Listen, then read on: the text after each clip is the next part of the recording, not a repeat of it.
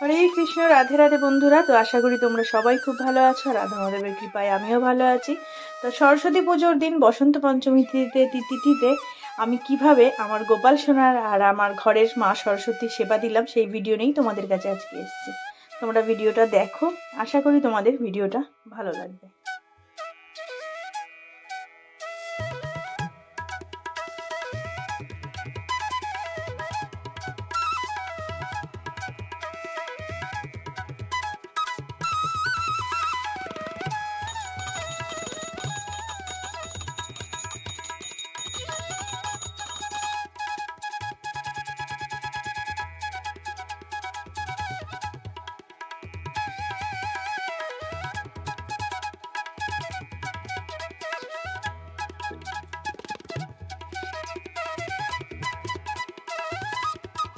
তো দেখো, সরস্বতী পুজোর দিন সকাল 5:45 যখন বাজে তখন আমি ঘুম থেকে উঠে গেছি।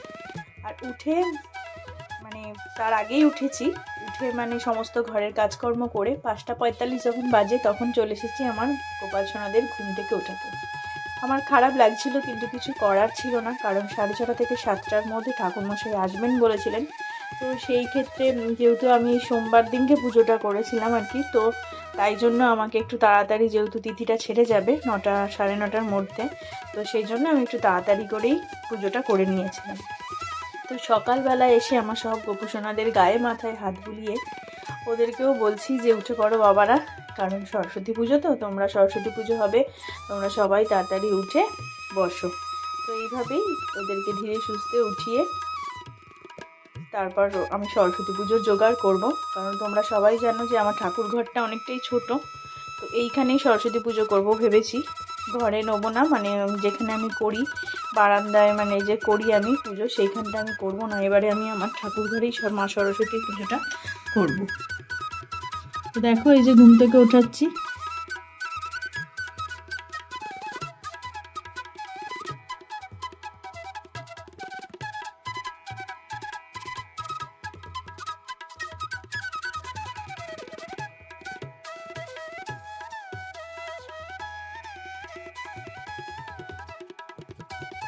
দেখো মুখগুলো কত মিষ্টি লাগছে ঘুম থেকে ওঠার পর। তো আমি ওই জন্য একটু বেশি করেই আদর করে নিচ্ছি। ঘুম থেকে ওঠার পর মুখটা এত সুন্দর লাগছে, ঠিক বাচ্চাদের মুখ যেমন দেখবে ঘুম থেকে ঘুমায় যখন, বা ঘুম থেকে ওঠার পর যেন মনে হয় কিচ্ছু জানে না, যতই দুষ্টু করুক না কেন সারাদিনে, কিন্তু ঘুমানোর সময় আর ঘুম থেকে উঠে মনে হয় কিচ্ছু জানে না, ওরা কত ভালো। সেরকমই আমার গোপাল সোনাদেরও মুখগুলো ঠিক সেরকমই লাগছিল। এখন তো সেরকম খুব একটা ঠান্ডা নেই, আমাদের এখানে তো সেরকম ঠান্ডা নেই। আমি জানি না তোমরা কে কোথা থেকে আমার ভিডিওটা দেখবে, তোমাদের ওখানে ঠান্ডা কেমন এই সময় একটু বলো। তো সরস্বতী পুজোর দিনকেই একদম হালকা ঠান্ডাই ছিল, তো সেই কারণে আমি ওদেরকে ঘুম থেকে উঠিয়ে আমি হাফাতা হাত কাটা সোয়েটার আমি পরিয়ে দিয়েছিলাম, ফুলাতা সোয়েটার আমি পরাইনি। আর রাত্রেবেলা একটু গরম জামা গায়ে দিয়ে শোয়াই, একটু কম্বলও গায়ে দিই, কারণ ভোরের দিকটা একটু ঠান্ডা ঠান্ডা লাগে, তো সেই কারণেই। দেখো, সব গোপাল সোনাদেরকে উঠিয়ে নিয়েছি, সবাইকেই হালকা পাতলা আমি পঞ্চু পরিয়ে দিয়েছি। ভারী ঠান্ডায় তো পঞ্চুগুলো পরানো যায় না, তবু একটু হালকা ঠান্ডায় পঞ্চুগুলো পরানো যায়। তো সেই কারণেই পঞ্চু পরিয়ে দিয়ে ওদের এবার একটু জল দিয়ে, গামছায় করে একটু জল নিয়ে ওদের চোখ মুখটা আমি মুছে দিচ্ছি।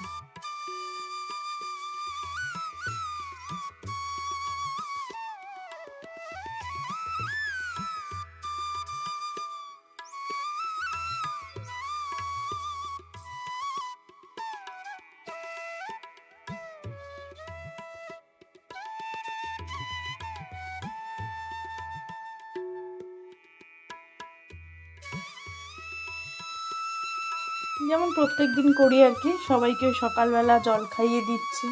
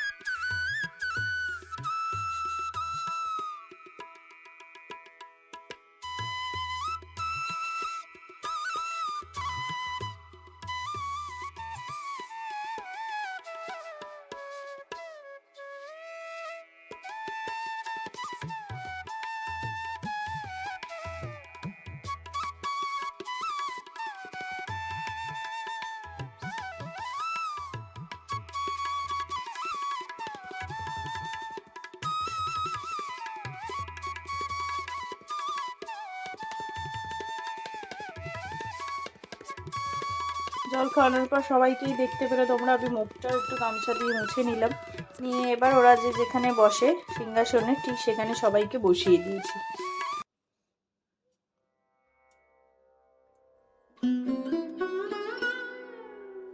এবার ওদের সকালের ভোগটা আমি নিবেদন করে দেবো। এত সকাল সকাল ওদেরকে আমি স্নান করালাম না, কারণ এখন ওই 6টা মতন বাজে, তো 6টার সময় স্নান করালো আমার ঠান্ডাটা আছে, তো ঠিক সেই কারণে আমি 6টার সময় ওদেরকে স্নান করালাম না। ও প্রথমে আমি সকালে ভোগটা ওদের নিবেদন করে দিলাম। একটু বিস্কুট দিয়েছিলাম, জল আর একটু নকুলদানা আর ওই বাদাম পাটালি বলে সেই বাদাম পাটালি একটু দিয়েছিলাম।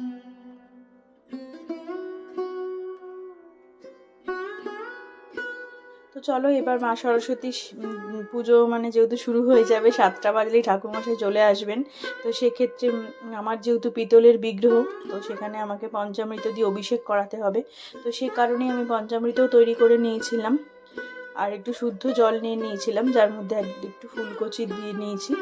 এবার আমি মা সরস্বতীর অভিষেকটা করিয়ে নিই, তোমরা দেখতে থাকো।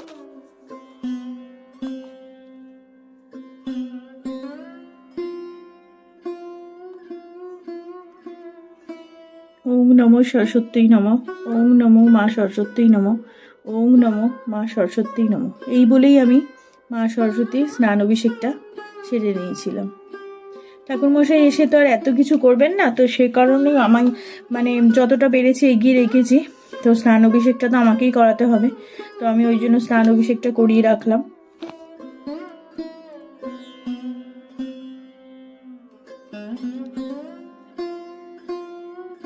এবার শুদ্ধ জল দিয়ে আমি মাকে স্নান করিয়ে নেব।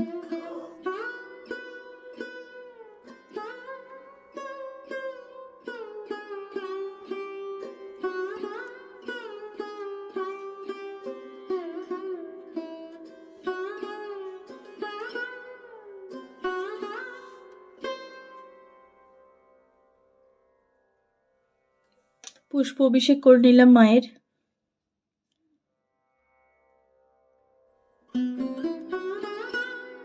আর যেখানে আমি মাকে অধিষ্ঠান করাবো সেখানটাতে আমি একটা ভালো মানে কাপড় পেতে তার উপরে একটা হলুদ রঙের আসন পেতে নিয়েছিলাম, আর সেখানে ফুলকুচি আর আতপ চাল ছড়িয়ে নিয়েছিলাম। মাকে আমি আজকে একটা নীল রঙের ঢাকাই শাড়ি পরিয়েছিলাম, কারণ সবসময়তেই হলুদ শাড়িই পরানো হয় সরস্বতী পুজোতে, তো সে কারণেই আমি মাকে আজকে নীল রঙের ঢাকাই শাড়ি পরিয়েছিলাম। আর যা করার মানে একদম ছোট করে যেহেতু পুজোটা করছি, তো 5 রকমের ফল মায়ের কাছে, তারপরে দোয়াত কালি কলম আর কি দিয়েছিলাম, আমার যেহেতু 2 ছেলে, তো 2 ছেলের উদ্দেশ্যেই দোয়াত কলম দুটো রাখা হয়েছিল। তো দেখো একদম পুজোর সমস্ত জোগাড়ই করে রাখা হয়েছে, ঘট পর্যন্ত এঁকে রেখেছি, নৈবেদ্যও সব সাজিয়ে রেখেছি, খালি ঠাকুরমশাই আসার অপেক্ষায়। তোমরা তো দেখে বুঝতেই পারছো আমার ঠাকুর ঘর কতটা ছোট, কিন্তু সত্যি বলতে ছোট হলেও এখানে পুজো করার কিন্তু একটা আলাদা মানে ভালোবাসা, খুব ভালো লাগছিল এই ছোট্ট জায়গাতেও পুজো করে। তো ঠাকুরমশাই এসে গেছে, তোমরা দেখো। शिवाय नमः इति गन्धपुष्पं शिवाय इत्यादिपतये श्री विष्णुनारायणाय नमः इत्यादिपतये ओम श्री विष्णुनारायणाय नमः एतत्पादपद्मं श्री सरस्वत्यै देवाय नमः ओम सर्ववर्गदानभ्ये ओम श्री शिवाय नमः सर्ववर्गदानभ्ये ओम श्री शिवाय नमः सचन्दनं बिल्लपत्रं दानभ्ये ओम श्री शिवाय नमः सचन्दनं बिल्लपत्रदानभ्ये ओम श्री जय दुर्गाय नमः ओम जय दुर्गाय नमः ओम सचन्दनं अर्घदानभ्ये ओम श्री जय दुर्गाय नमः एतत्सचन्दनं पुष्पदानभ्ये ओम जय दुर्गाय नमः सर्वावस्थं गतोऽपि वा যশ্বরেত পুণ্ডরীকাক্ষং সবাহ্য অভ্যন্তরসূচি নম বিষ্ণু নম বিষ্ণু নম বিষ্ণু নম জয় জয় দেবী চরাচর সারে কুচযুগ শোভিত মুক্তাহারে বিনা পুস্তক রঞ্জিত হস্তে ভগবতী বই নম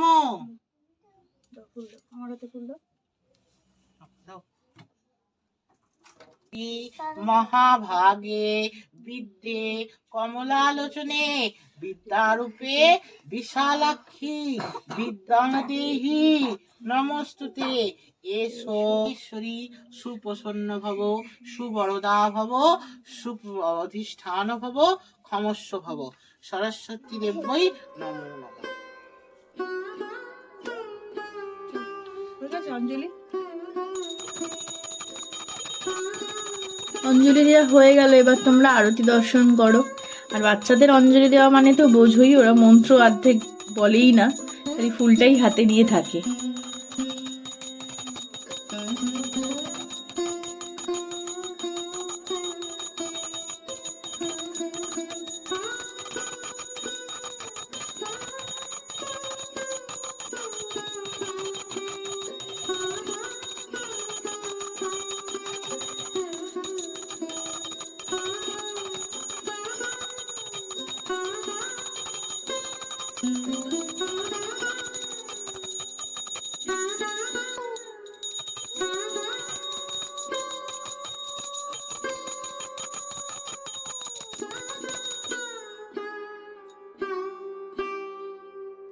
তো আমার পুজো হয়ে গেল। পুজো একদমই ছোটোর মধ্যে হয়েছে, তোমরা তো দেখতেই পেলে।